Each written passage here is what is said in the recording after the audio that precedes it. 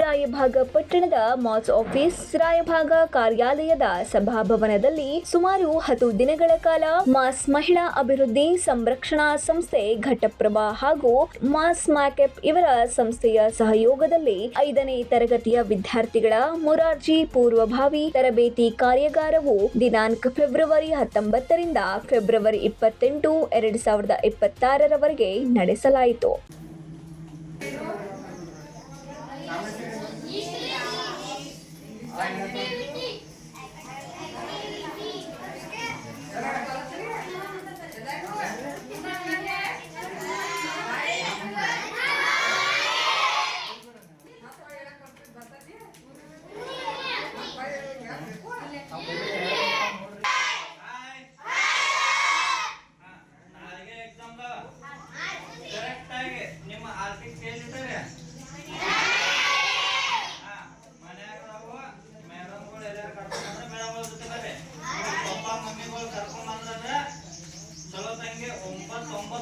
ಹಾಜರಿರ್ಬೇಕಾದ್ರೆ 11 ಗಂಟೆಗೆ ಎಕ್ಸಾಮ್ ಅದಾವ.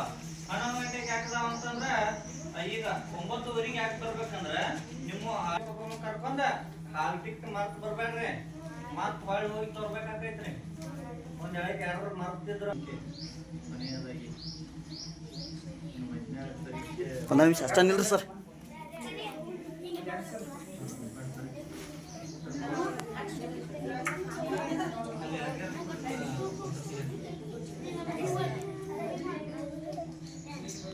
ಬಡತನ ಹಾಗೂ ಕಡು ಬಡತನ ವಿದ್ಯಾರ್ಥಿಗಳನ್ನ ಆಯ್ಕೆ ಮಾಡಿಕೊಂಡು ಉಪಹಾರ ಮತ್ತು ಟೀ ಬಿಸ್ಕೆಟ್ ನೀಡುವುದರೊಂದಿಗೆ ಮಕ್ಕಳಿಗೆ ಹಲವು ವಿಷಯಗಳ ಹಾಗೂ ವಿಷಯವಾರು ತರಬೇತಿಯನ್ನು ನೀಡಿದರು. ಅದೇ ರೀತಿ ಮಕ್ಕಳಿಗೆ ಯಾವ ರೀತಿಯಾಗಿ ಪರೀಕ್ಷೆಯನ್ನ ಎದುರಿಸಬೇಕು ಎಂಬುದನ್ನು ಕಾರ್ಯಾಗಾರದಲ್ಲಿ ತಿಳಿ ಹೇಳಿದರು.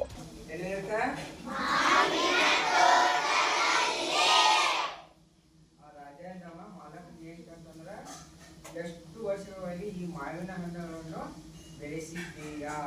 How many years? ಇದಷ್ಟೇ ತಿಳ್ಕೊಂಡು ಹೌ ಮೆನಿ ಇಯರ್ಸ್, ಎಷ್ಟು ವರ್ಷ?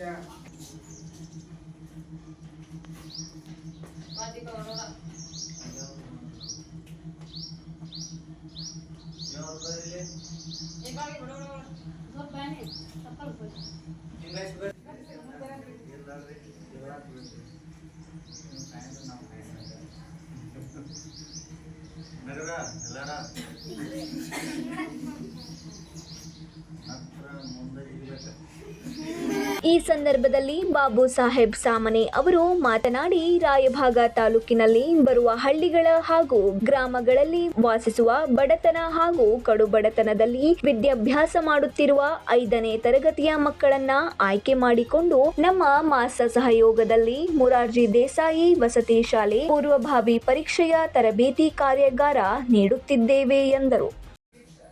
ಮಾಸ್ ಮಹಿಳಾ ಅಭಿವೃದ್ಧಿ ಸಂರಕ್ಷಣಾ ಸಂಸ್ಥೆ ಹಾಗೂ ಮಾಸ್ ಮ್ಯಾಕೆಪೆ ಇವರ ಸಂಯೋಗದೊಂದಿಗೆ ಕಡು ಬಡತನದಲ್ಲಿರ್ತಕ್ಕಂಥ ಮಕ್ಕಳಿಗೆ ನಾವು ಪರೀಕ್ಷಾ ಪೂರ್ವಭಾವಿ ತರಬೇತಿ ಇಟ್ಟುಕೊಂಡು